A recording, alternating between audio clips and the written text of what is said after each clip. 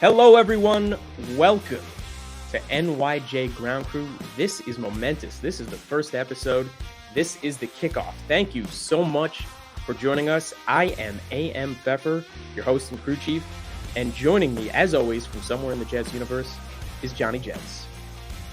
Hello, Jets universe. Johnny, as always, you've got something cool behind you. You've got something to bring to the table. Today, I see a pretty interesting picture. Half baseball, half football. What are we looking at here? That is a picture of a venerable Shea Stadium configured for New York Jets football while the New York Mets are still playing. As you may know, for most of the Jets' time at Shea Stadium, the Jets were not allowed to have any home games at Shea until the Mets season is over. That changed in about 72 or 73, and finally the Jets were able to play some games at Shea while the Mets were still playing, hence the baseball field in view. I appreciate you bringing up a little nostalgia today. And look, I mean, you always bring a little something to the table. So today I brought you a little surprise myself. This is, you're always wearing some good Jets garb. This is my daughter's first piece of Jets paraphernalia. I'm holding it up, obviously. She's growing out of it. She's 13 months now. But for the first 3 to 6 months, I had her in this as much as possible in those stroller walks around the neighborhood. I just wanted you and everyone to know that's how important it was. And I'm bringing it here as a good luck charm because this is our kickoff episode. And because it's our kickoff episode, before we even begin, and we did it purposefully on the bye week, obviously, why we started this, but we got to bring us up to snuff. Where are we now with the Jets? We know we're 6-3, but how do we get here? Johnny, bring us home, man. What? Give us a little summary, if you will, of how we ended up 6-3 and why we should all be so damn excited about it. Well, you're absolutely right, AM. Jets at 6-3, break up the Jets. Who could have seen this? I certainly didn't see it coming. Most of Jets universe did not see it coming. 6-3 at the bye week with an opportunity to play at New England next week with a victory to go into sole possession of first place of the AFC East. That's something that maybe in the post-Super Bowl championship press conferences that owners Woody and Christopher Johnson, general manager Joe Douglas, and head coach Robert Saleh can address as to what happened when they were playing inconsistently at the beginning of the 2022 season to the point now where they actually have one of the top, if not the top defense in football. And they've managed to coach their quarterback to manage the football team and eliminate mistakes. I know that you've talked a lot about that Zach Wilson is the future of this franchise. And, your thoughts on his development, Zach Wilson. Yeah, well, we're going to get to him, and I want to talk to him in a little bit, but I think we got to start with a couple of first of all, I love what you said about, the Johnsons being up there on the podium at the end of the season, telling us how it happened. You manifested, it might just come to be. Let's hope so. But you also mentioned one of the guy who obviously deserves most of the credit because, he was out there much maligned talking about taking receipts, and here he is at 6-3.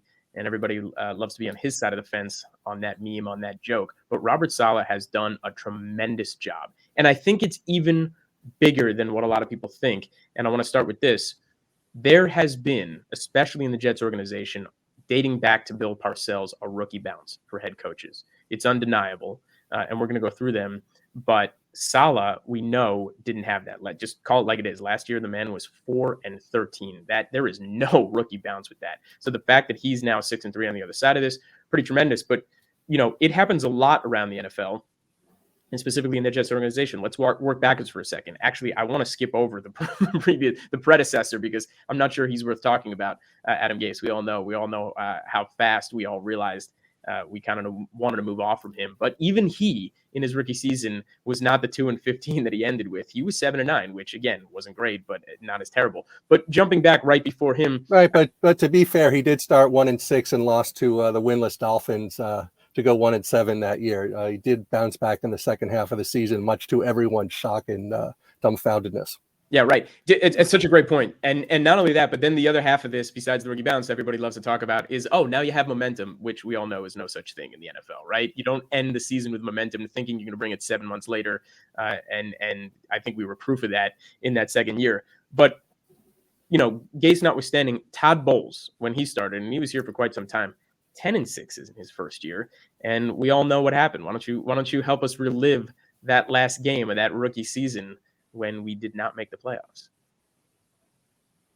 Other than the Mud Bowl and the Dennis Byrd injury, Week 17 at Buffalo, January of 2017, the end of the 2016 season, maybe one of the worst moments in Jets history. All the Jets had to do was beat a Rex Parcells coached Buffalo Bills team that was already eliminated from the playoffs. And because Todd Bowles did not want to embarrass Darrelle Revis, had appreciated Darrelle Revis at that point. He had Darrelle Revis giving Sammy Watkins a 10 or 15-yard cushion all day, whether it was 3rd and 12, 3rd and 15, 3rd and 25, 4th and 38. The Bills just moved the ball down the field all day. Everyone rightfully remembers Fitzpatrick's interception at the end of the game, but the reason that the Bills were able to put the points on the board is because Todd Bowles did not want to embarrass Darrelle Revis. And I thought that Todd Bowles should have been fired as the head coach of the New York Jets that day. I don't think he should have gotten on the bus. They should have left him in Buffalo. But of course, he coached for another 3 years, going 14-34 his last 3 years as Jets head coach. Right, exactly. I think 2 4-win seasons and 1 5-win season. And you mentioned Rex Parcells, but obviously we know it was Rex Ryan. And speaking of, he was the coach before. Also a great rookie season, the rookie bounce. You remember his? Do you remember his record, his rookie season? He went 10-6. 9-7. He went 10-6. 9-7. Our boy Rex was 9-7. He was 11-5 the second season, but 9-7 with Sanchez at the helm. But they did make the playoffs, as that's we know, right. of course, right? But look, something interesting during his season, they really acquired incredible free agents. You don't always hit on that, as we know, but when we brought in guys like Damian and Bark Scott and Calvin Pace in those first few years for Rex, it was pretty incredible, and that helped it along. And he did have a rookie quarterback at the time, although they did a good job keeping the tether on Sanchez and keeping him as a game manager at least that first year. But again, 9-7 rookie bounce. But really, the two guys before them, I mean, it speaks to it more than anything else. Obviously, I'm sure you remember who was before Rex. Before Rex was the greatest head coach in the history of the University of Virginia. That would be Al Groh, and he did go 10-6. Eric Mangini. We're not quite at Al Groh. Nope. And we got someone before him too. I think you're excited to skip ahead, and I get that. But Mangini specifically, and I remember him very clearly because a lot of people did not necessarily believe in him. I mean, he was from the Belichick coaching tree, but there was a lot of questions about why we hired him at the time. But he was 10-6, and before him, a coach who was here for quite some time, the great Herm Edwards, of course, also 10-6 his rookie season. And then to your point, the best of the best at the University of Virginia. Our hearts go out to them. This was a horrific week, but Al Groh, 9-7, and we, I'm sure you can regale us with tales if we had enough time. But his last 3 games, all losses, and we missed the playoffs that year as well. Herm had a pretty, a couple of decent years in between them, but again, really that rookie season. So to me, bringing this back to Saleh, this is even more impressive what he's done because he was left with a very strange, barren cupboard. Douglas was really rebuilding, had to do a lot more. It was before he brought in the great free agent class, obviously this year, and certainly one of the best draft class, I think, inarguably anybody's seen in a long time around this league. But to be 4-13 as he was, to start out the way he did, those first 3 games last year, just complete ineptitude on offense. It was almost insane to go back and look at the annals of the NFL, how bad we were.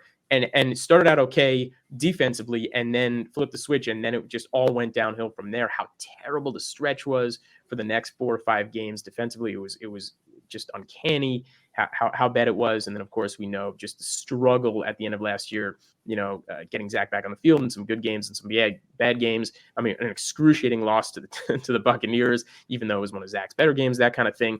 But Saleh is here. Saleh said, hey, these are the guys I want to bring in this year. JD, help me out. And this is how I want to build this team. I run the wide 9. I run the cover 3. Get me those cornerbacks that matter. Get me, I don't care on the 53-man roster if we're missing that extra linebacker or, missing, one other guy who could be necessarily an offensive lineman, but just get me pass rushers. And he's been proven right so far. What do you think? I think you're absolutely right, AM. I know during the leading up to the draft, you and I had discussions about who the Jets should take with their number 4 overall pick. I was convinced they needed to take one of the top 2 tackles, whether it's Neal or Aquano, because I felt that that Zach Wilson he needed people up front. I did not think Mekhi Becton was going to be on the field at all in 2022. That's no great guess on my part. But they went with Sauce Gardner, and so far Sauce Gardner's play has justified Joe Douglas taking him at the number 4 overall pick. I think that you and I are in agreement that at number 10 they needed to take a wideout, which they did. Saleh has definitely gotten the defense to play hard these last several games, and the results are on the scoreboard. Well, I'm so glad you brought up Sauce. Obviously we can go through all the rest of the draft picks. We don't need to. They've been done ad nauseum around the league. But the conversation about Sauce as well has been as well. But he really bears a larger conversation because, this term "lost in the sauce" that's become part of the zeitgeist. I think made popular by the great Gucci Mane, and now applies to "Lost in the Sauce." And good on whoever brought it to the forefront and gave that. I mean, Rebus Island was something special. I think we all enjoyed that. But this notion of "lost in the sauce," and I got to tell you, it ain't just defenders out there lost in the sauce. Personally, as a fan, I'm lost in the sauce. I'm having an out of body experience watching this guy every week in and week out. I can't wait to see what he's about to do on the field. And every time the ball gets thrown in his direction, I feel like I'm, jumping through the TV to help him and be a part of it. I mean, that's how good he is. What do you think? I mean, when you watch him, are you having a similar experience, or you're just like, wow, we've got another great defender here? Well, I think you have every reason, AM, to feel and react it the way that you do. He is a special talent. And he has demonstrated not just that he has ability, but also he has a high football IQ, that he's coachable, and that he plays hard and he plays to win.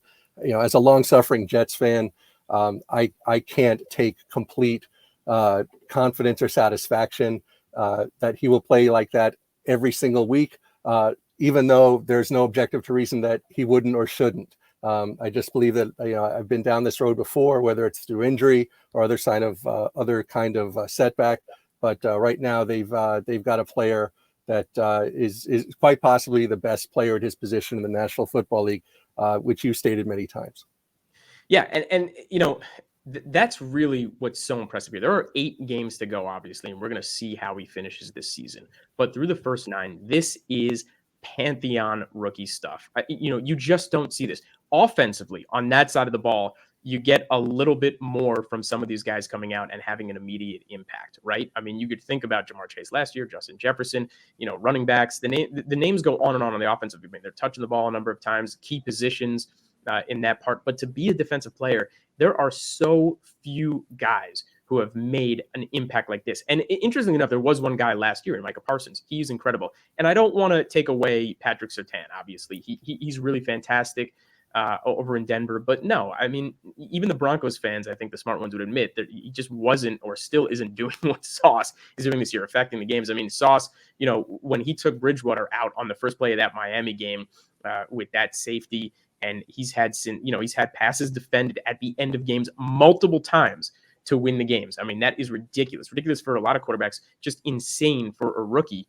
But I'm thinking about guys like, Aldon Smith or Luke Kuechly or Javon Curse. I mean, you're going back a while to think about like pantheon rookie season guys. Sauce is having this. Sauce is really up there. I mean, those are the names we're talking about. If he can finish these 8 games with a couple more complete, just absolutely out of his mind passes defended, ending up number 1 in man coverage for a cornerback. I mean, the ability to tilt the field the way he does, to be on that side of the ball and give Saleh and Ulbrich every bit of confidence that they can do so many other things defensively. It's, to your point, why they really are a top 3 defense, if not the number 1 in the league. I mean, and it all starts with Ahmad Sauce Gardner. Would you agree? I would agree, and it almost makes you forget that the Jets once drafted Quentin Copples in the first round. It's an exciting time to watch Sauce Gardner, to be lost in the sauce, and certainly it's the Jets defense that is carrying this team so far, and has the opportunity to carry them potentially with a win at New England into first place this coming Sunday. Quentin Copples, another great first round, bust. But hey, it's interesting we're talking about, because pantheon rookie seasons, you got to throw Lawrence Taylor up there, and obviously, out of North Carolina, what an amazing career obviously he had, and maybe we were hoping the same for Quentin Copples. Didn't happen. All right, let's move on now. we're going to go to everyone's favorite subject, everyone's favorite guy, our general, your general, my general, whether we like it or not, the young but very talented Zach Wilson. Now, of course, a lot's been made of him. I mean, conversations, just pounded into the ground about this guy. But we got to start with one place, just how we all feel about him. There's the eye test, there's the numbers and all of this, but there's you, there's me, and well, again, there's you, a long-suffering Jets fan. Is he our guy? Do you think he's the future? Well, I think after this game last week against Buffalo, he definitely might be the quarterback of the future. Whether he is or not, time will tell. And I think this Sunday at New England is going to tell a lot to that point. So far, his Jets career has been, uneven at best. There's been moments where he's looked the part, making every play. That game against at Pittsburgh this season is a prime example of that, leading a fourth quarter victory. But there have been other moments in his Jets career where he's thrown screen passes into the ground, where he's thrown passes to the other team's players, and most notably where he's just running around getting happy feet and taking losses and sacks. So can Zach Wilson be the future of this franchise? Yes, he can. Has he demonstrated that he might be? Yes, he can. If he doesn't make mistakes against New England this Sunday and wins that game for the Jets, is he almost certainly the face of the franchise in the opinion of a long-suffering Jets fan? I would say yes, he is. But you've spoken so much about his innate abilities and also the leadership skills and the development that he's shown in his, 19 games at this point. So let's hear more about that. Yeah, well, listen, I love the kid's story. There's no question about that. From where he started to where he is now, and how he got to be the number 2 pick and the franchise quarterback of the New York Jets, the biggest media market in the NFL, and brought him here. But you just brought up something that really strikes at me, and this is a big thing of it. Yeah, we know he runs backwards. Yeah, we know when he bails out of the pocket, he holds the ball too long. But specifically about a lot of short balls into the dirt. This has always been a weird kind of thing for him. And if anybody's been paying attention, sometimes it almost feels like, when the catcher can throw out beautifully someone on the rundown at second base, but can't just throw the ball back to the pitcher, and in this previous game against Buffalo, I think I counted for at least 5 times where he threw a sidearm ball. Now, everyone's excited about that because he's the only other guy in the league besides Mahomes who seems to have this ability to do something like that. And I think on 2 of the passes, it was merited and it went for positive yardage and good on him. But it felt like 2 or 3 of those balls didn't necessarily need to be sidearm, but he threw them and threw them with success. Do you think that's kind of part of the game plan for him now? I don't want people to forget this because it was only just a few short weeks ago. It's Buffalo that he did this. Do you think that maybe the coaches were like, hey, you're kind of missing some of these short passes. Why don't you try the sidearm if that's where you're more comfortable with? What do you think? And that's an excellent observation on your part, AM. If the Jets coaching staff feels that he's just not capable of making a short, simple throw in a conventional manner, but he's eminently capable of doing it by throwing sidearm, throw it sidearm. Whatever the reasoning behind it, definitely was successful against Buffalo. And if that's something that eliminate mistakes on the quarterback's part, then I'm all for it. What are you looking for from him as far as the short game moving forward?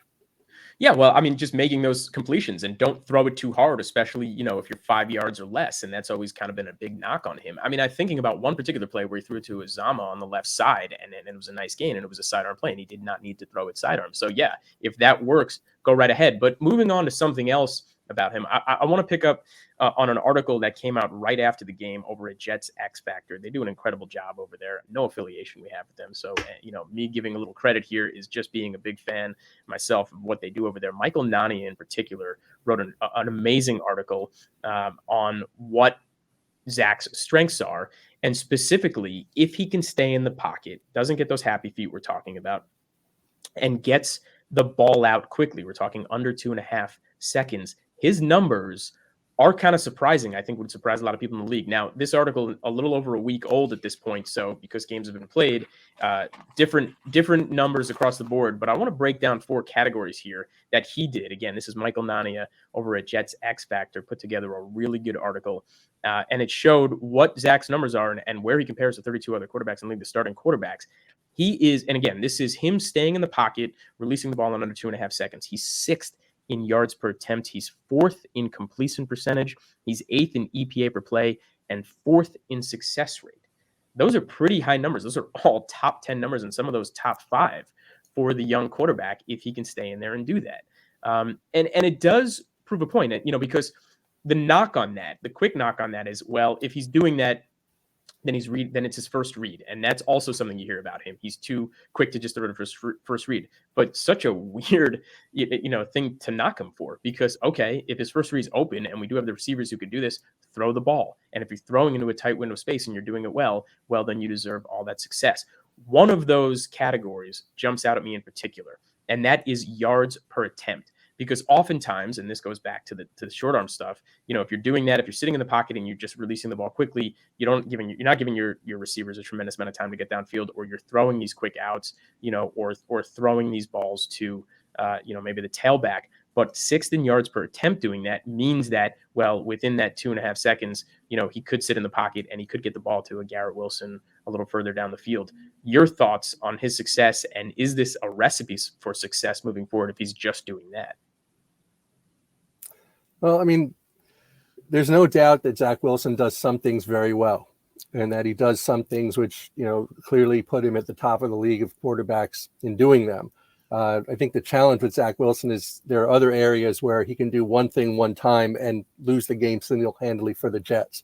So I think it's less about, identifying what Zach does well at this point. I don't think those things are shocking, and I don't think those things are in dispute. I think it's minimizing the things that he has done to cost his team games and points and drives so far.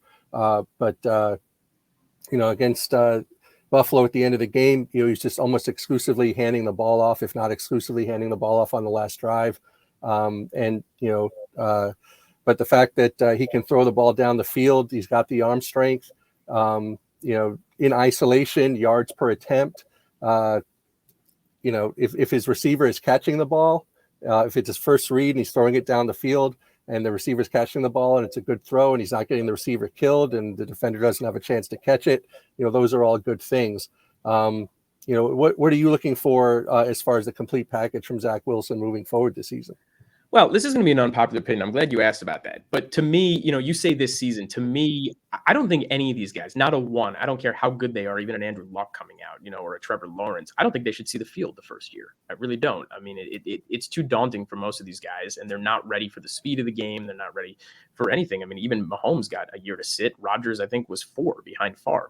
But that, and speaking of forward, that's where I look to is year 4. And I know that is unpopular because, you get these rookie contracts and you get the notion that the fan bases are starved and nobody wants to wait. And we can do it with the game manager, and the rhetoric in the NFL is every third game to talk about the ups and downs of these guys. I mean, even, Josh Allen is now taking flack because his past couple games are not great and all of this. Is he regressing and all of this? And it's so, so much of it's overblown. And with Zach, I'm really not even looking until year 4, which again, I think is unpopular. It's crazy to a lot of people because, well, how do you assess? You got to think about what, you draft somebody else and just keep churning this through, or pick up, a bridge quarterback, someone 30 years old, and pay him the money and this and that. And it's like, okay, fine. But to me, what I'm looking for him that I think is success is not doing things that any other quarterback in the league, isn't doing either. And to me, that's running backwards. I mean, besides Kyler Murray playing backyard ball, which we know wasn't and isn't working for that team, and they are below 500, don't ever run backwards. There is no cause for that, and you can't do that. And if you are bailing out of the pocket, you better make a quick decision. Jalen Hurts is so good about doing that. And if you're bringing it back over the cross of the, across the field a little bit, whether you're running right or left, it's kind of the same thing. Quick decision to either dirt the ball, throw it to one of that one open receiver you see, or get the ball out of bounds. Because, a decision like he made in the New England game where he, in nearly 1,500 or maybe over 1,500 attempts over 2 years of quarterbacks trying to throw the ball out of bounds and just get it away, he's the one guy who actually got intercepted on the sideline. That's just crazy to me. And that can't happen. And those are the decisions we're talking about because, it's the maturity level of after the game. He was a little short with the media and he just didn't quite take on the responsibility and the blame of that game. But the reality was, yeah, he did lose that game because there were too many times when Nick Folk got to trot out on that field and kick those field goals. And Belichick's so good about that, accruing the points until you just lose because he's got a similar, they have a good defense on their side of the ball. Not quite as good as the Jets, obviously. But yeah, I mean, I don't want to just see him be a game manager. It's not going to work, in my opinion, if he goes there and just does quick passes. Even if he's over 70%, you've got to go out there and still have some of those big plays and be able to do things. But, One other thing with him that is really not talked about enough, and I don't think he gets enough credit, is when he runs forward, how good he is at doing that. Those 2 third downs he picked up with his legs were absolutely incredible. He did one in the Denver game that was tremendous, in my opinion. He's not given enough credit in the Miami game for the touchdown that he had, that he ran and got something like that. Not every quarterback can do that. And more specifically, and this was the big knock on him at the end of last year when he didn't have any interceptions over the last part of the year, which is great for any quarterback, let alone a rookie. A big part of what he was doing was obviously running, and he had a lot of rushing touchdowns, and he had a lot of rushing yards, and put our guys in position so he didn't have to throw the ball and get the touchdown. But Michael Carter started accruing them himself at the end of last year, and a lot of people forget that. So when I think about Zach, there are a lot of good things. I want to point to the positives more than negatives. You know, that New England game to me was a big sum of all fears game. It was everything none of us wanted to see, but he did bounce back. He did do what needed to be done in the Buffalo game. It was a sign of maturity. And yeah, you know, it's going to come. It's going to come for him where he is, you know, going to be able to hold the ball a little bit longer and to go down the field. But again, I'm not looking necessarily until year 4 for something like that. I think we may have lost Johnny, so I'm just going to continue without him for now until he pops back up on the screen. And I wanted to get to another part of what we were discussing and what we were going to talk about, the road to the playoffs. So this is big because, hey, we're all Jets fans, right? And as Jets fans, we never really get a chance to think about what the playoffs are for unless it's another team. But here we are at 6-3, and it is absolutely time to start thinking playoffs and believing that we're going to make it. And not only believing we're going to make it, but not necessarily as a wild card, but perhaps we can actually win this thing as the AFC East champions. Yep, I'm saying it. I'm throwing it out there. I think a lot of people are too, and it's worth discussing because right now we know 7 teams make it on the AFC and the NFC, but all 4 teams, if you look at the playoffs right now, would be in today in the AFC East. That's pretty awesome. And the Jets are a half game behind Miami, even though we've beaten them, only because they haven't quite had their bye week yet, although it's this week, and we'll see what happens there. As long as we can beat New England, well, we'd be ahead of them. But it is huge that we have beaten Miami already and beaten Buffalo already, and we're 4-0 on the road with a very good chance on beating New England later this week, and we'll see what happens. All right, Johnny is back. Let's see if he can jump back in. Johnny, are you there? Can you hear me? Yes, I can. That was an emergency Mark Sanchez hot dog break, but I'm back now. I hope you put a little mustard and kraut on that, and you're satiated, and you're back with us. I just moved on and kind of finished up what I was saying about Zach and was talking about the playoffs. So let's just jump in with me. I've talked about the AFC East teams and how all 4 are in, but I want to talk about who we're really up against. I mean, I don't want to think about wild card. I want to think about winning the division. I hope you do too. But let's think about like really what the playoff picture, because it is worthwhile to think about, being in the playoffs. We get this chance, and I think we can do it. But look, the Chiefs, the Ravens, and let's just call it like it is. The Titans are in. That's 3 spots that are taken up right there, right? Now you've got the Dolphins, who we're up against, we've beaten once. Now you've got the Bills, who are obviously up against, who we have beaten once, in New England, who we've lost to. But we're 4-0 on the road, and we head to their stadium looking for a little payback this week. It'd be a huge game. This is even bigger than the last one. I mean, by far, we know that. But who are the other teams that we really have to worry about? The Chargers, who just lost to the San Francisco 49ers the other night. We love that. They're 5-4, and I don't trust their coaching staff. And, if Keenan and Mike Williams can't stay on the field, they can't even throw the ball down the field. Herbert is incredible, but he's not being given the chance to do what he's actually good at. I would bring up Indianapolis because, Jeff Saturday, the much maligned Jeff Saturday, who everybody made fun of, the Colts having brought in and all of that. He actually won his game, although that was against the lowly Raiders. We'll see what happens moving forward. You talk about the rookie bounce. That's often the case when you bring the change in. They win that first game, but we'll see towards the end of the year. I'm not too concerned about them, but the AFC South is so weak. Obviously, the Broncos, but nah, I'm not really worried about them. The Browns we've already beat, and they just had a very bad loss. Really, who you're looking at is, of course, the Bengals. That's really our biggest foe at this point. And unfortunately, we lost to them at the beginning of the year. But like I said, that's the mentality. That's loser mentality of wild card thinking. How do we get to where we need to be winning this division? Well, it starts with this Sunday at New England. If the Jets win the game at New England this Sunday, then the Jets have sole possession of first place. It follows that if they continue to win, that they will remain in first place throughout the rest of the year. That makes the final game, Week 18 at Miami, probably for all the marbles in terms of that.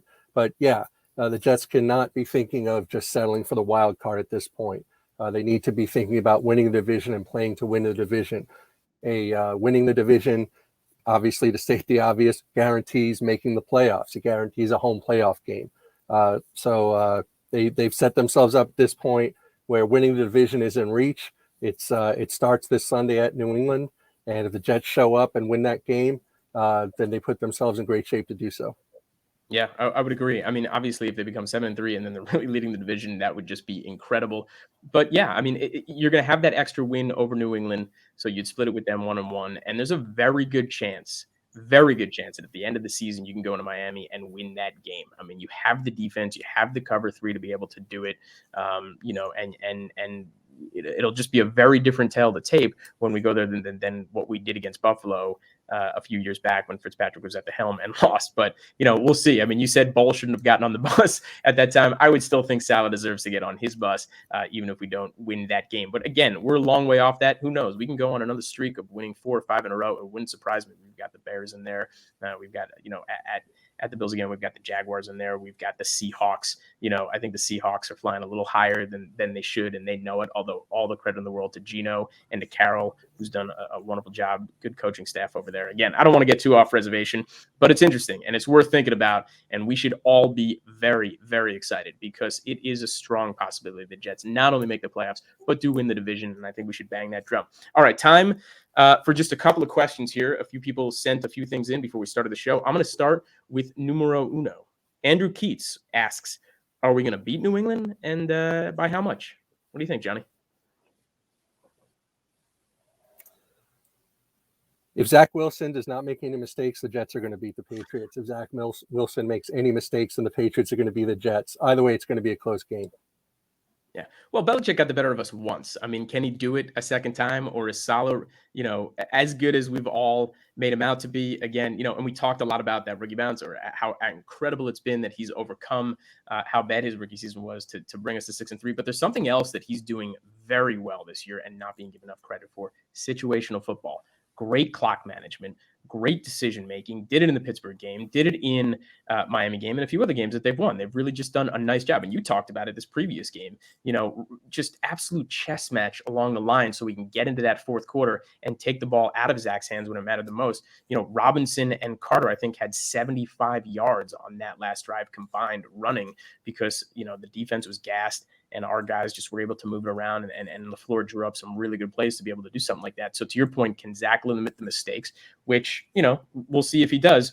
And even if he doesn't, can he go out and make some big plays that matter to win this? But, let's say he does. Let's get a little optimistic here, even for a long-suffering Jets fans like yourself. I'm going to keep up the optimism. What do you think the final score is? And again, this is only Tuesday, and we're going to obviously talk about the upcoming game on Friday. But Andrew asked this question. What do you think the final score is when we do win this Sunday? Well, the previous game score, I believe, was 22-17. If you want to be optimistic, and I'll put my optimistic hat on for the moment, let's say that the Jets defense scores twice. So that would make it 36-17 Jets. Man, I love it. I love that optimism. And hey, we all know what happened in the last game. We really did score that pick 6, but we don't need to go back there as well. Okay, time for one last question here. O'Neal Solomon asks, who are the unsung heroes on the Jets this year? Ooh, I like that question. Your thoughts, Johnny? Who's number one for you? Yeah, AM, we've talked about this a little bit. There's a couple of unsung heroes, but my vote is going to be with probably the most unsung of all the unsung heroes, and that would be number 11, Denzel Mims, in the doghouse, inactive for most of the season. He's made important plays in every game that he's been in so far. Whether it was block on the Breece Hall touchdown at Denver, whether it was making the catch on the final on the Jets drive against the Patriots, against Buffalo, Denzel Mims has really shown up and played, and I think right now he's the unsung hero of this team. I like it. And Your hey, thoughts? Mims is already talked about having a much bigger part of this offense moving forward, regardless of Davis coming back or not. And obviously we got word already his knee's still a little wonky and not quite sure if he's going to play this Sunday. But even if and when he does come back, Mims should still be a part of it. All right, for me, I'm going with all of special teams. I think not enough credit is being given to not only Braden Mann, not only our long snapper, but Greg the Leg, I think, has been tremendous for us this year. And the one he missed, a couple weeks ago, kind of partially blocked on that way. So I think he's really done an amazing job. And our gunners, are out there, and we're putting where we need to be. And I think Barrios is doing a pretty good job when he gets a chance in a little running room. So Boyer's doing a wonderful job with special teams. I mean, special teams wins games, especially when your defense is good, especially when the games are close. So not enough drum being beaten for those special teamers. I want to give them all the credit. All right, this has been episode 1 of NYJ Ground Crew.